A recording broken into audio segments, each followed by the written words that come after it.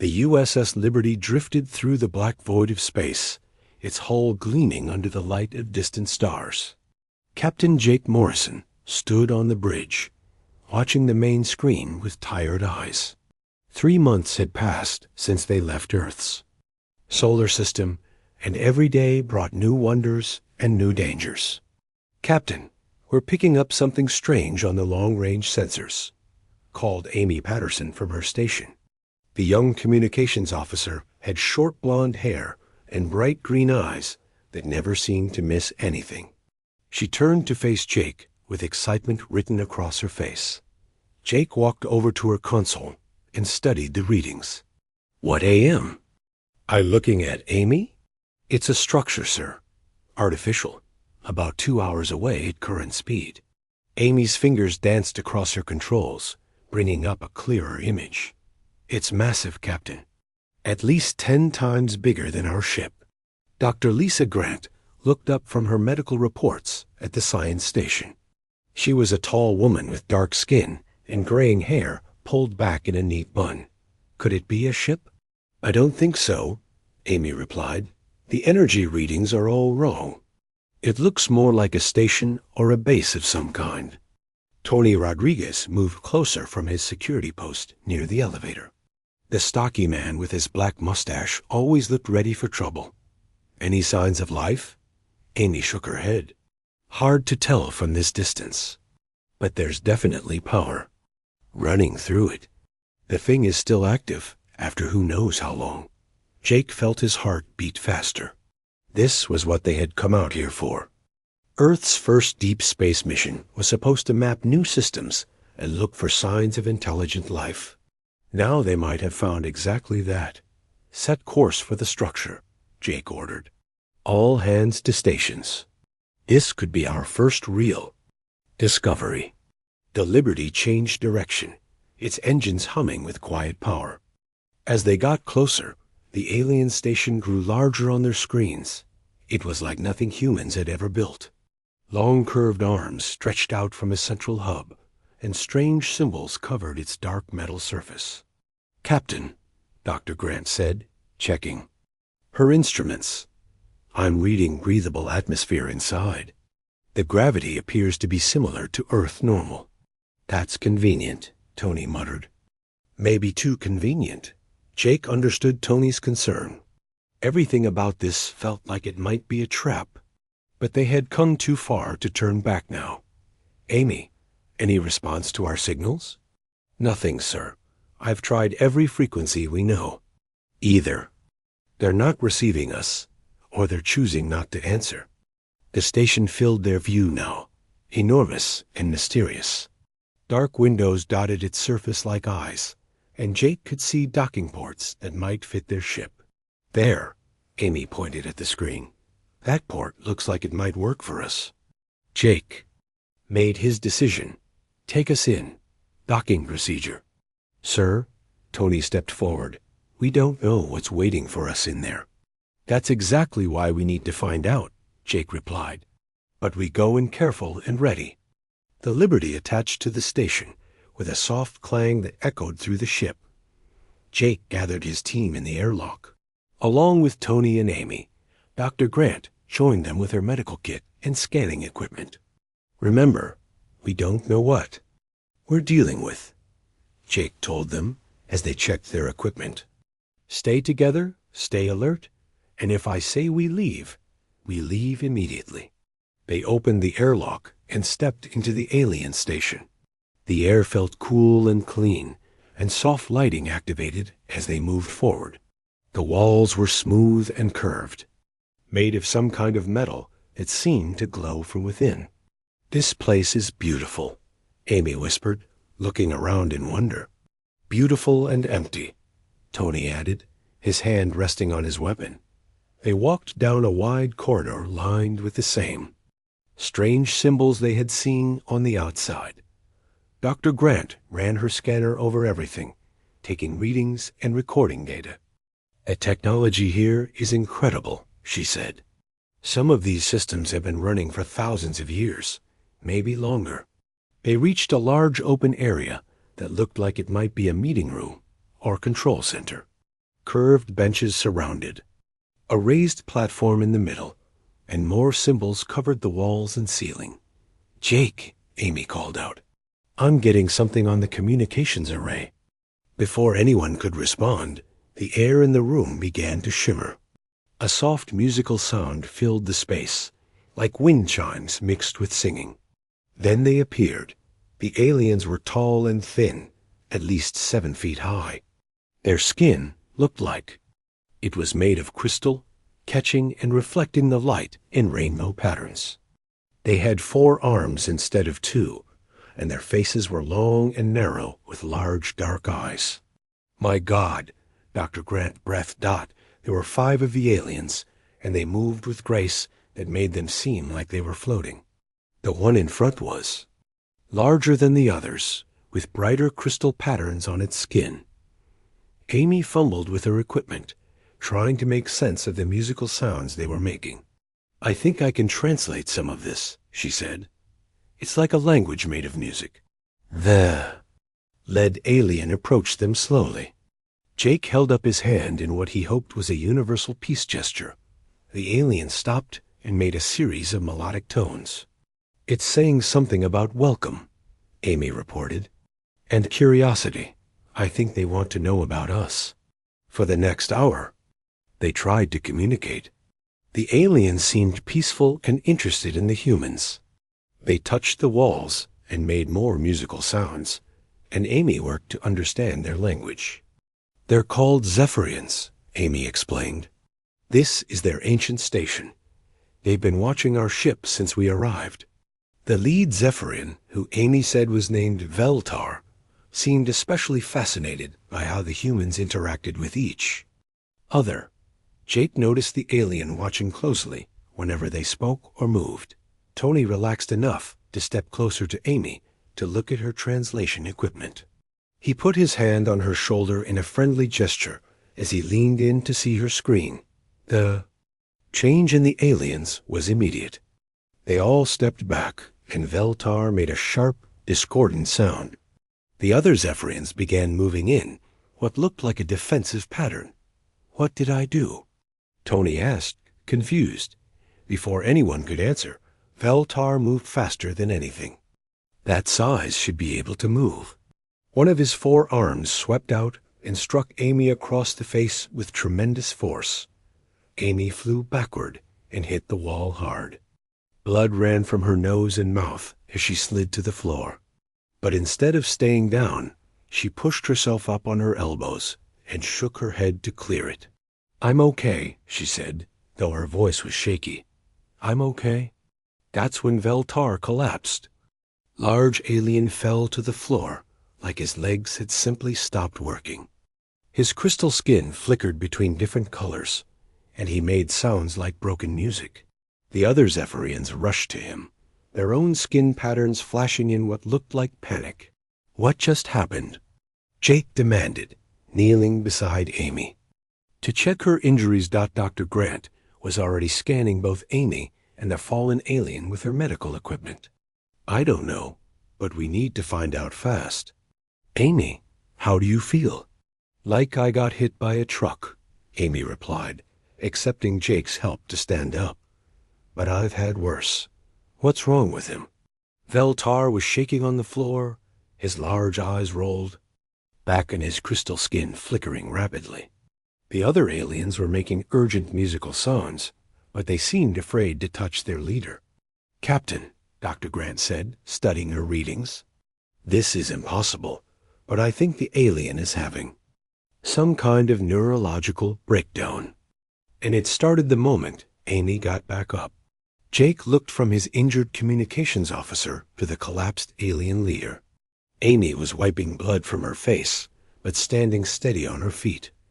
Veltar looked like he was dying. "Amy, what did?" "You do?" "Nothing," Amy replied. "I just didn't stay down." And that, Jake realized, might have been exactly the problem. Dr. Lisa Grant knelt beside the fallen Zephyrian leader, her medical scanner beeping rapidly in her hands. The device was having trouble making sense of the alien's crystal-like biology, but the readings it did show were deeply concerning.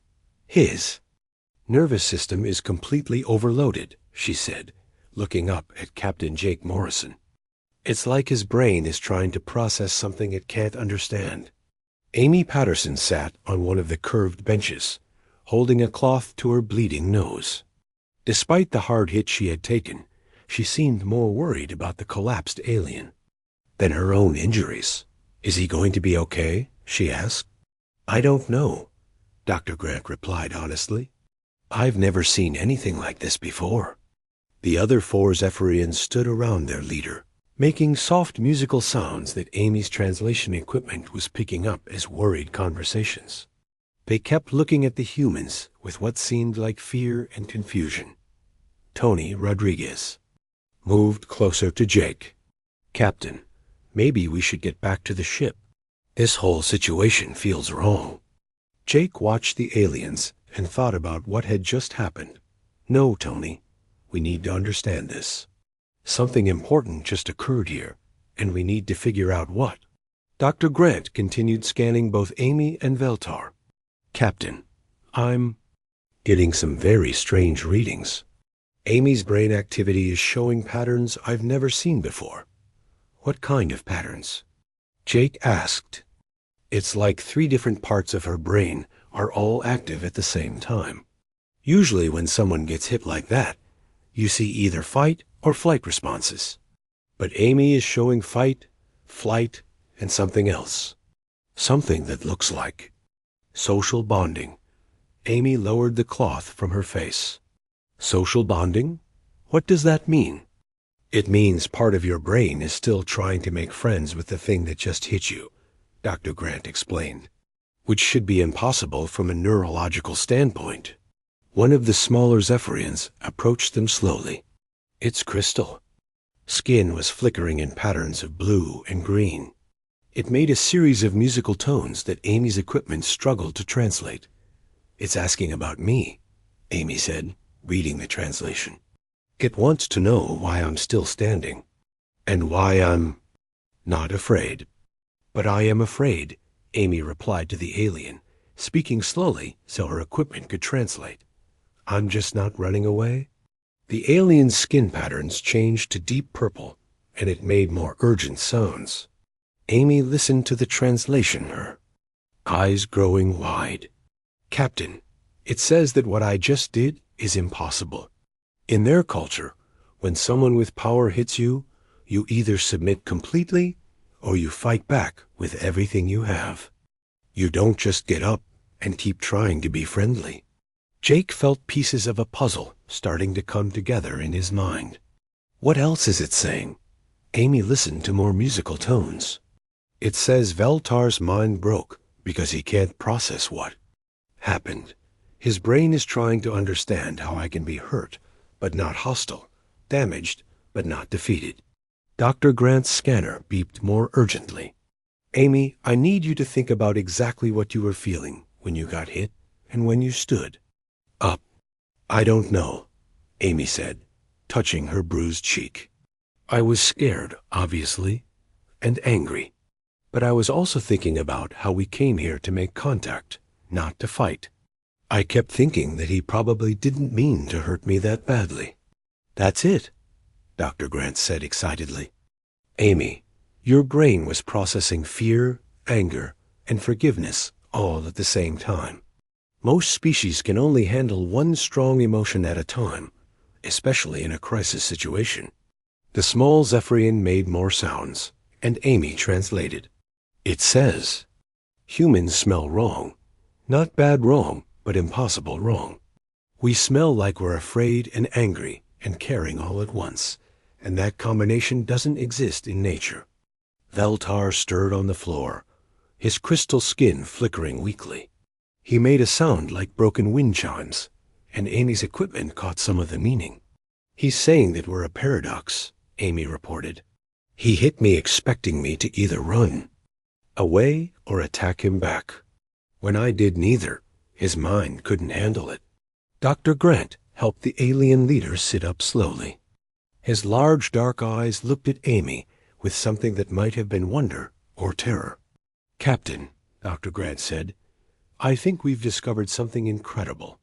These aliens appear to be much more advanced than us technologically, but they've evolved in a way that makes them vulnerable to our specific type of psychology. What do you mean? Jake asked.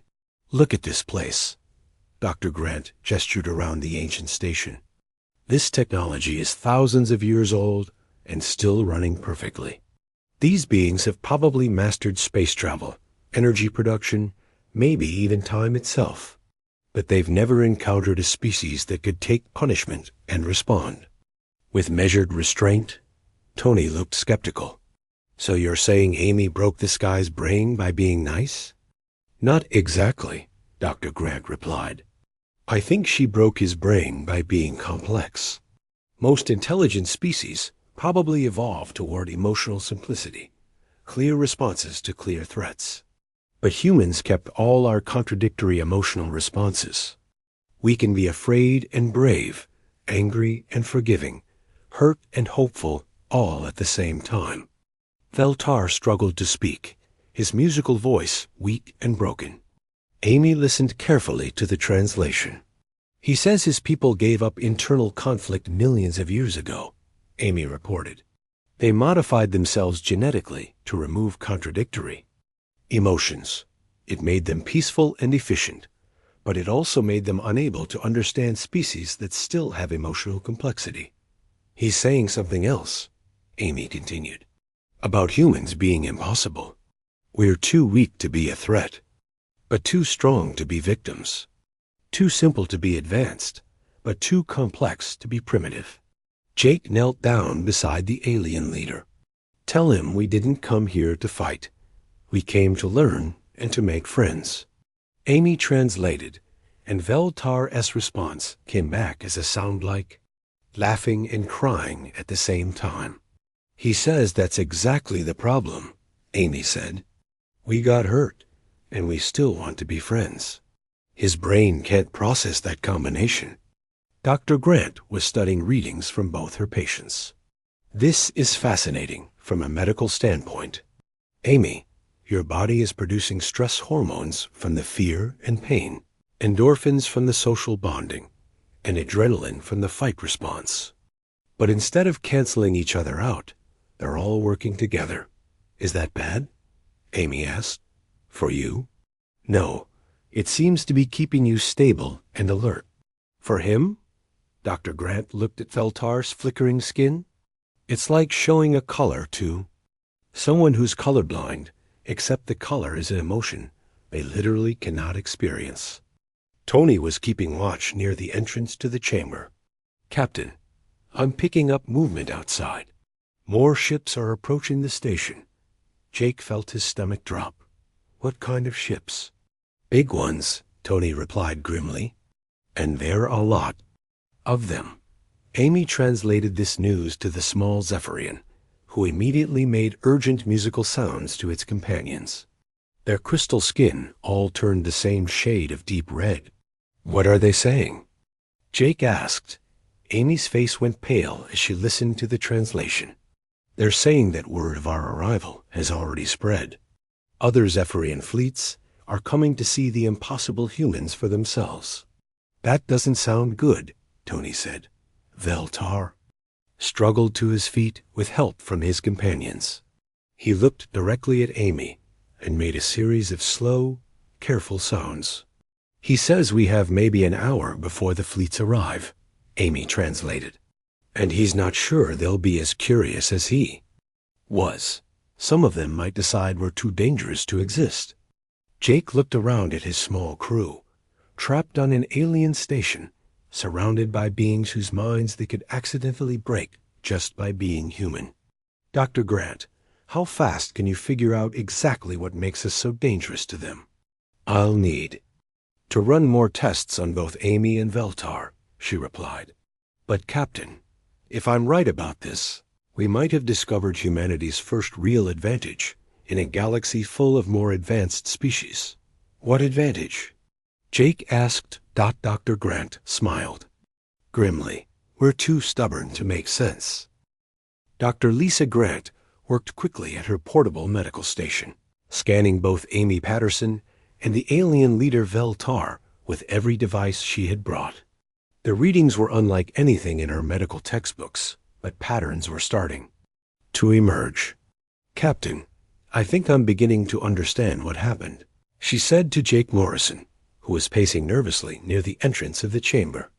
"Talk to me, Doc," Jake replied, keeping one eye on Tony Rodriguez, who was monitoring the approaching alien ships on his portable scanner. "It's all about brain chemistry," Dr. Grant explained.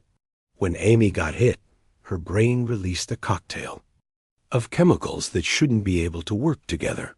She had cortisol from stress, dopamine from social bonding, adrenaline from the fight response, and endorphins from pain management, all flooding her system at once." Amy looked up from where she sat, still holding ice to her bruised face. "Is that bad for me?" "Actually, no," Dr. Grant replied. "Your brain is designed to handle that kind of chemical chaos. Humans evolved that way. But for Veltar, being exposed to that combination of signals was like trying to run software on hardware that wasn't built for it. Veltar had recovered enough to sit up, though his crystal skin still flickered with unstable colors. He made soft musical sounds that Amy's translation device picked up. "He's explaining more about his people," Amy said. "The Zephyrians achieved perfect peace about 2 million years ago by genetically removing their ability to feel conflicting emotions. If they're angry, they're only angry. If they're afraid, they're only afraid. They can't feel multiple strong emotions at the same time like we can." "That sounds nice," Tony said from his position near the door. "No more feeling angry and sad and worried all at once." "But it made them vulnerable," Dr. Grant continued. "Amy, when you stood up after being hit, you are broadcasting emotional signals that their brains literally cannot process. Fear mixed with determination, anger mixed with forgiveness, pain mixed with hope. To them, you might as well be a walking impossibility." Jake knelt down beside Veltar. "Can you ask him about other species?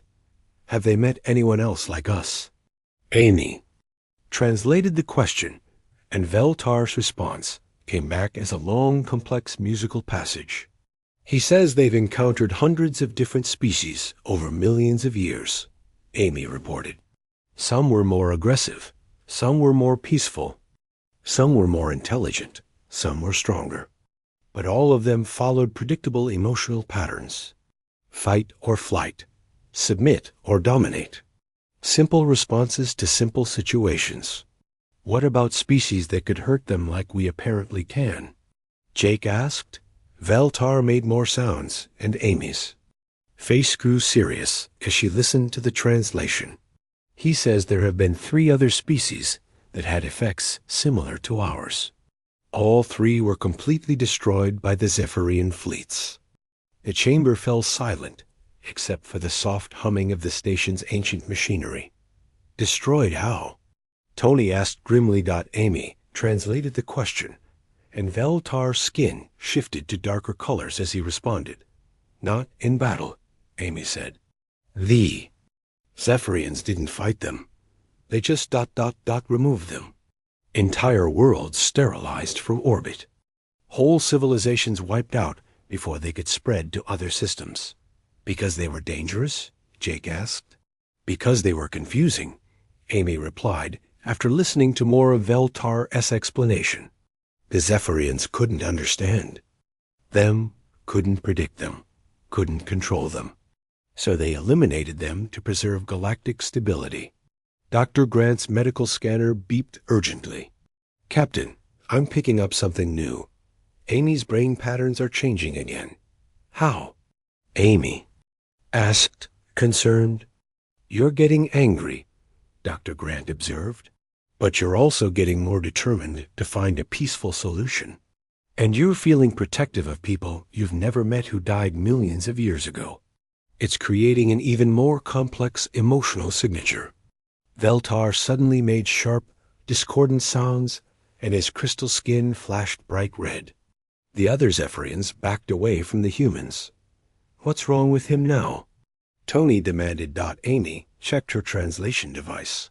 He says I'm getting worse. More impossible. The combination of anger and compassion I'm feeling right now is causing him physical pain. This is insane, Tony said.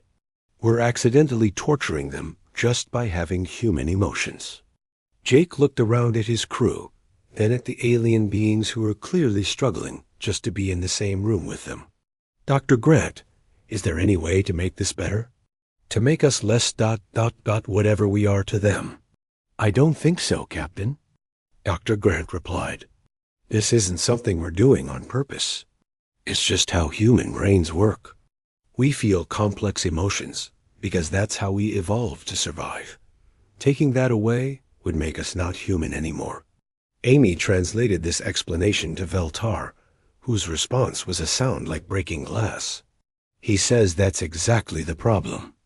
Amy reported, we can't help being what we are, and they can't help being affected by it. He's comparing it to two kinds of music that sound beautiful separately, but create painful noise when played together. Tony's scanner beeped with an urgent warning. Captain, the ships are almost here. I count at least 20 vessels, all bigger than ours. Through the transparent walls of the chamber, they could see lights moving in the darkness of space. The Zephyrian fleet was taking positions around the ancient station. What are their intentions? Jake asked. Amy put the question to Veltar, who responded with a long, sad musical passage. He says the fleet commanders don't know about the previous 3 species that were destroyed, Amy translated. That information was classified to prevent panic. But they do know that humans are having unprecedented effects on Zephyrian psychology. Are they here to destroy us? Jake asked directly. Veltar's response was immediate and urgent. Not yet, Amy said. They want to study us first, to understand exactly what kind of threat we represent. But he's warning us that if we cause too much psychological damage to their people, the decision will be made quickly. Dr. Grant was still monitoring both Amy and Veltar with her equipment. Captain, I'm seeing something interesting. The longer Amy stays in the room with them, the more their brain patterns are starting to ... adapt. Adapt how? Jake asked. It's like they're building up a tolerance to her emotional complexity. Veltar's readings are still abnormal, but they're not getting worse. If anything, they're stabilizing at a new baseline. Amy noticed this too. He does seem less distressed than he was before. Jake felt a spark of hope. Ask him if he's feeling better. Amy translated, and Veltar's response was cautiously optimistic. He says the pain is becoming more manageable, Amy reported. Like a bright light that hurts at first, but that your eyes adjust to. He's still overwhelmed by our emotional complexity, but he's starting to find it interesting rather than just painful. That's good news, Tony said. Maybe we won't get vaporized after all. But Veltar made more urgent sounds, and Amy's expression grew worried again. He says the problem isn't him anymore. It's the fleet commanders. They haven't had time to build up tolerance like he has. If they come aboard this station and get hit with full exposure to human emotional complexity without warning, they'll react like he did when he first encountered it. Jake finished. Worse, Amy said. He was curious and trying to be diplomatic. The fleet commanders are already suspicious and worried about threats to their people. If their minds get overwhelmed, like his did, they might panic and order an immediate attack on our ship. Jake looked at his small crew, trapped on an alien station, surrounded by beings who could be driven insane by human emotions. Outside, 20 warships waited for answers they might not be able to understand. How long do we have? He asked. Tony checked his scanner. First boarding parties are launching now. They'll be here in about 10 minutes. Dr. Grant packed up her medical equipment.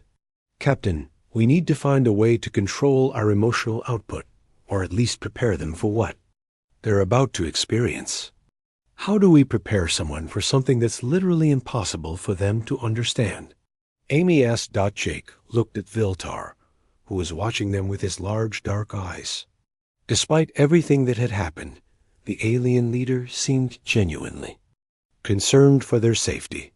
We figure out how to make the impossible make sense, Jake said, and we have 10 minutes to do it. The sound of multiple airlocks opening echoed through the ancient station. Captain Jake Morrison watched through the transparent walls as boarding parties from different ships made their way toward the central chamber where his crew waited with Veltar and the other Zephyrians. Captain, Tony Rodriguez said, studying his scanner, these aren't all Zephyrian ships. I'm reading at least 3 different types of technology out there. Amy Patterson looked up from her translation device, where she had been trying to help Veltar prepare for what was coming. He says other species monitor Zephyrian communications. When word spread about humans, everyone wanted to see for themselves. Dr. Lisa Grant finished packing her medical equipment and moved closer to the group. How many different species are we talking about? Veltar made musical sounds that Amy's device translated with some difficulty. At least 3 others. The Kron Empire, the Nexari Collective, and something called the Lumina Sovereignty. What do we know about them? Jake asked. Amy put the question to Veltar, whose response came as a series of worried tones. The Kron are warriors. They solve problems by fighting until someone wins. The Nexari are a hive mind that thinks individual consciousness is a disease. The Lumina are energy beings who feed on life force. Tony checked his weapon, though Jake doubted it would be much use against beings advanced enough to cross space. So we've got fighters, mind controllers, and energy vampires coming to meet us. This should go well. The important thing, Doctor, Grant said, is that they're all coming here expecting to find either a threat or something they can use. They don't know that we're accidentally dangerous just by existing. The first group to enter the chamber were clearly the Kron. They were massive creatures, at least 8 feet tall, with thick gray skin that looked like armor and 4 powerful arms ending in clawed hands. Their leader, who was even larger than the others, looked directly at Jake with small red eyes. You are the humans, the Kron leader said in perfect English, his voice like grinding stone. I am Gorvik, battle commander of the Kron Third Fleet. We have come to test your worthiness. Jake stepped forward carefully. I'm Captain Jake Morrison. We came here in peace, seeking contact with other intelligent species. Gorvik made a sound. That might have been laughter. Peace is for the weak. The Zephyrians say, you have power that breaks minds. I do not believe this. You look soft and fragile. Amy whispered urgently to Jake. Veltar is warning me that the Kron measure strength through combat. If we don't fight, they'll assume we're weak and try to enslave us. And if we do fight, Jake asked, they'll respect us if we can hurt them, but they'll kill us if we can't. Gorvik was studying Jake like a predator examining prey. I challenge you, human captain. Single combat. If you prove strong, your people may live as honored slaves. If you prove weak, your species dies here. Jake looked around at his crew. Amy was still bruised from her encounter with Veltar. Dr. Grant was a healer, not a fighter. Tony was strong. For a human, but these aliens were twice his size and built for war. I accept your challenge, Jake said. Captain, no. Tony started to protest. It's the only way, Jake replied. Maybe we can show them the same thing Amy showed Veltar. Gorvik moved to the center of the chamber, and the other Kron formed a circle around him. The Zephyrians backed away, their crystal skin flickering. With nervous colors. The rules are simple, Gorvik announced. We fight until one of us cannot continue. No weapons, no assistance, strength against strength. Jake stepped into the circle, knowing he was about to be beaten badly. Gorvik was 3. times his weight, and had millions of years of warrior evolution behind him. But maybe that was exactly the point.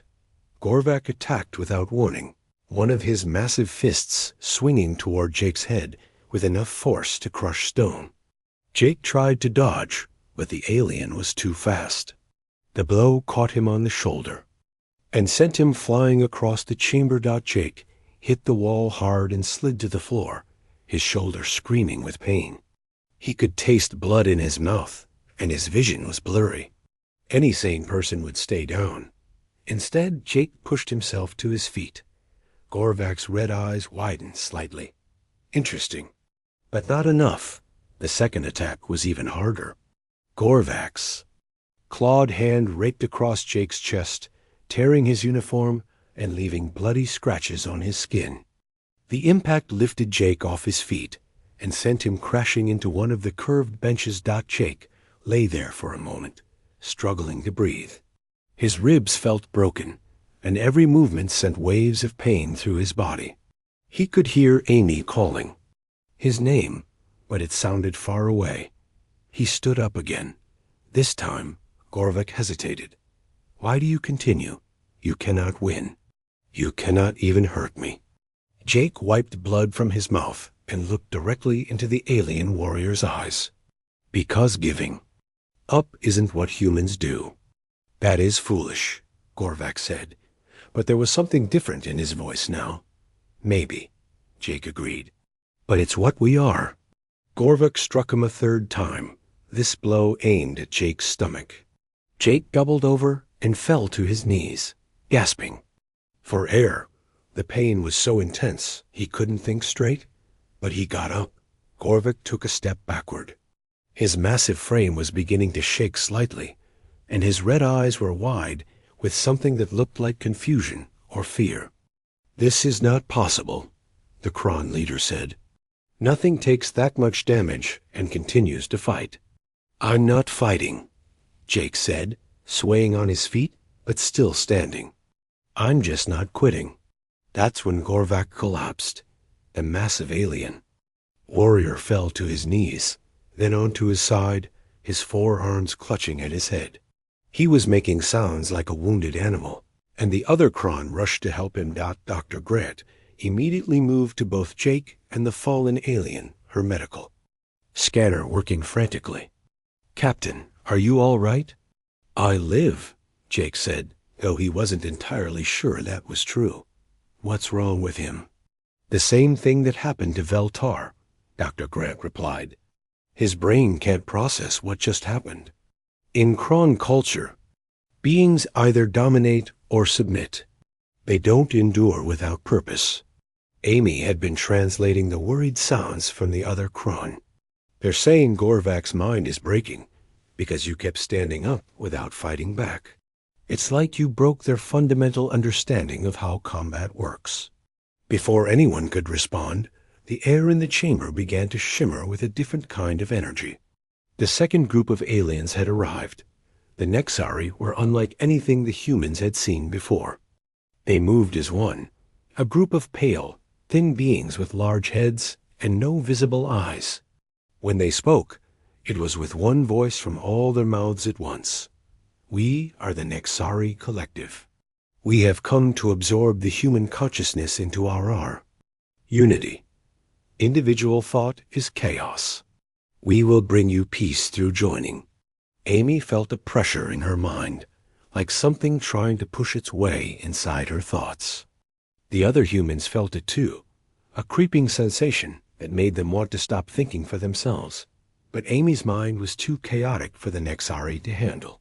Her thoughts about protecting her friends mixed with memories of home, mixed with worry. About Jake's injuries mixed with curiosity about the aliens themselves. The emotional complexity that had overwhelmed Veltar now crashed into the Nexari's organized consciousness like a wave hitting a wall. The Nexari Collective screamed as one, their unified mind fragmenting under the assault of Amy's individual human complexity. They backed away from the humans, their pale forms shaking. "Impossible thoughts," they said in unison, their voice filled with pain. "Cannot process. cannot absorb. Too much chaos. They fled from the chamber, their unity broken by contact with a single human mind that refused to be simplified. The third group appeared as the Nexari left. The luminous sovereignty were beings of pure energy, looking like humanoid shapes made of shifting light.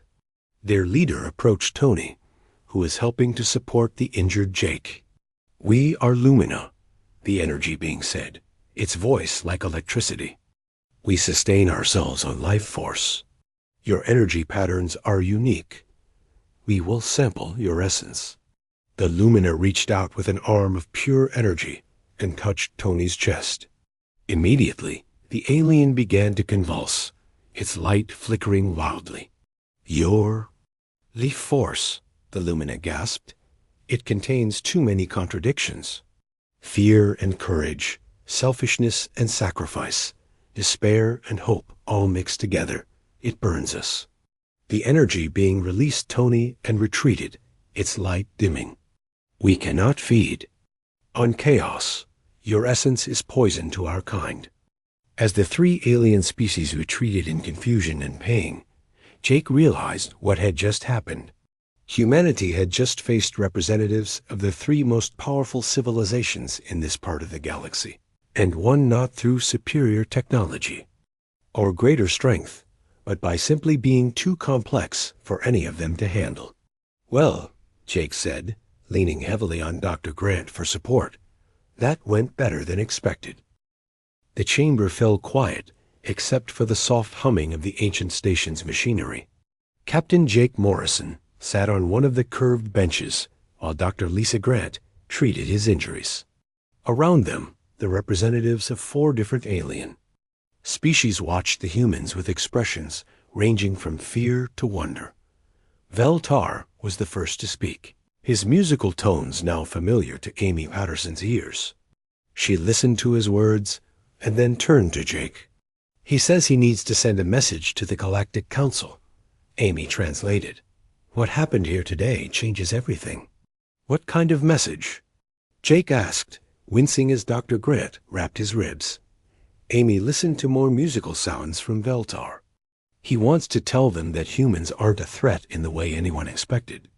We're not stronger or smarter or more advanced. We're just different in a way that makes us valuable."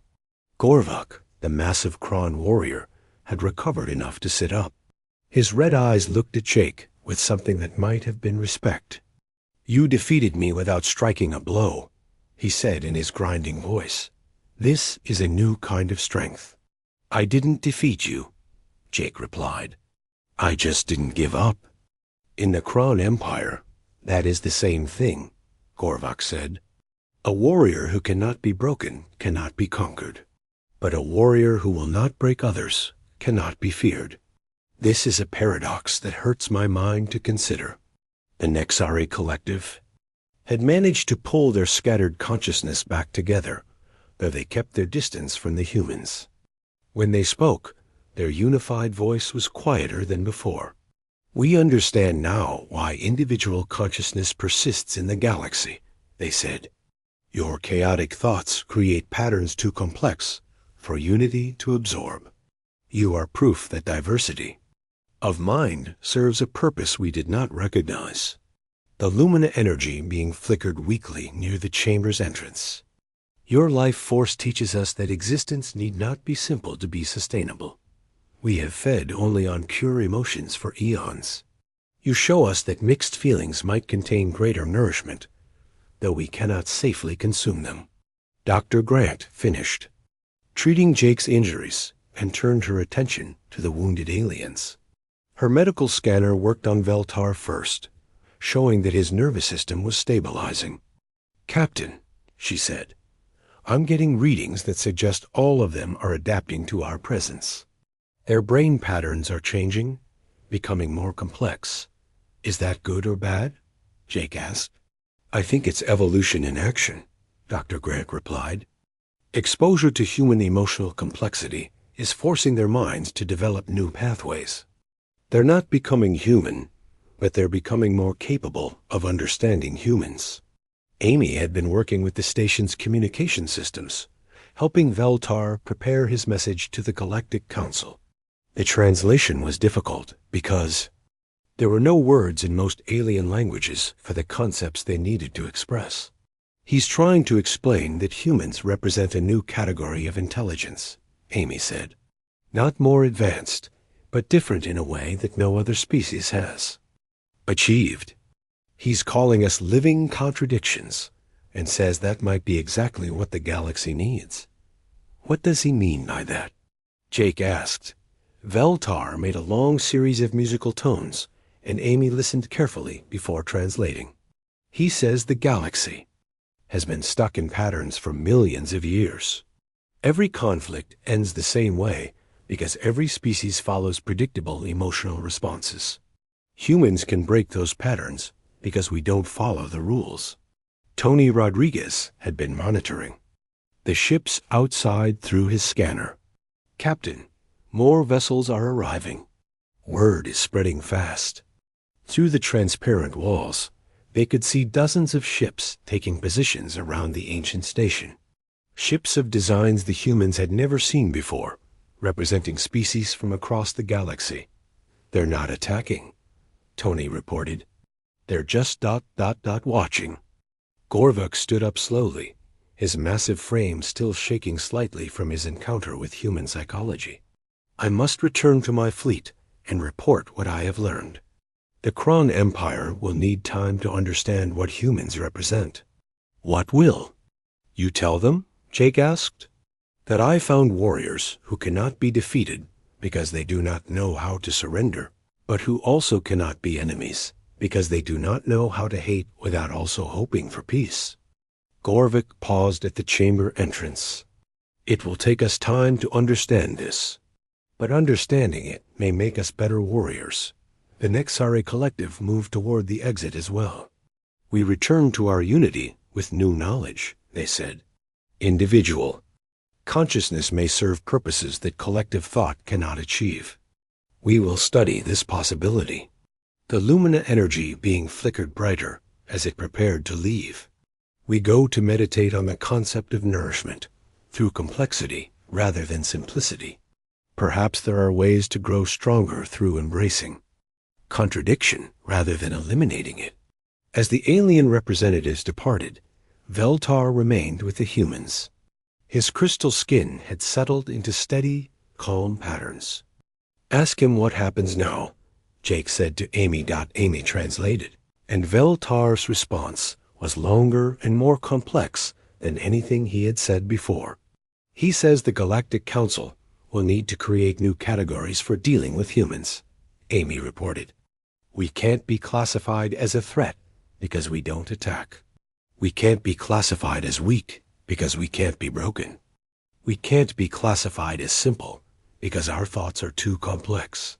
But we can't be classified as advanced because our technology is primitive.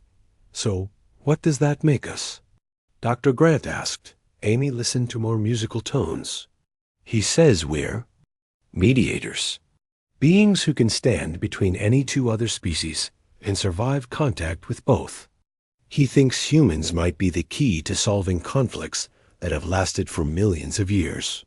Jake felt a weight settling on his shoulders that had nothing to do with his injuries. He's talking about making us galactic peacekeepers. Not peacekeepers, Amy corrected after more translation. Peacemakers. There's a difference. Peacekeepers use force to stop fighting.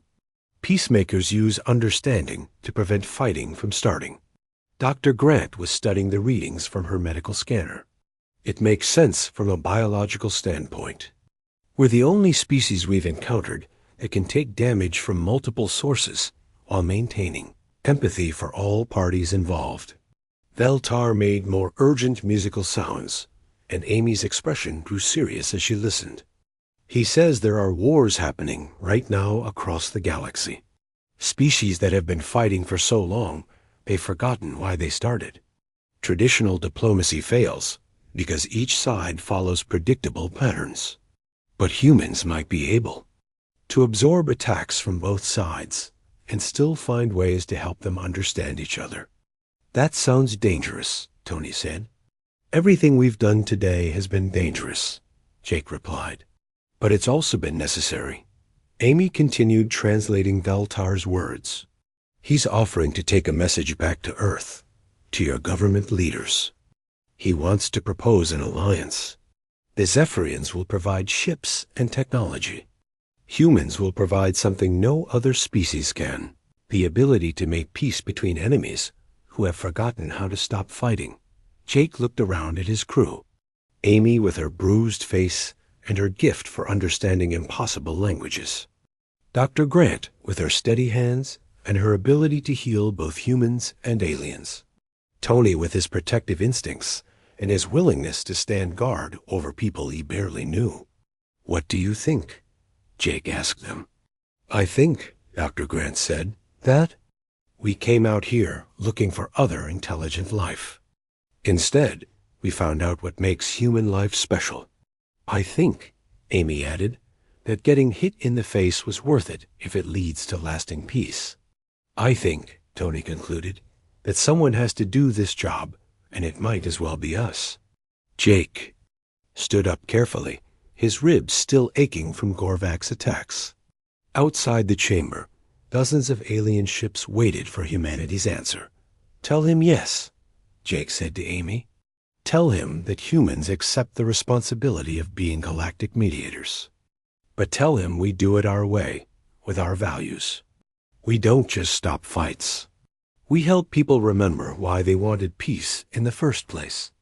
Amy translated Jake's words into musical tones that Veltar could understand.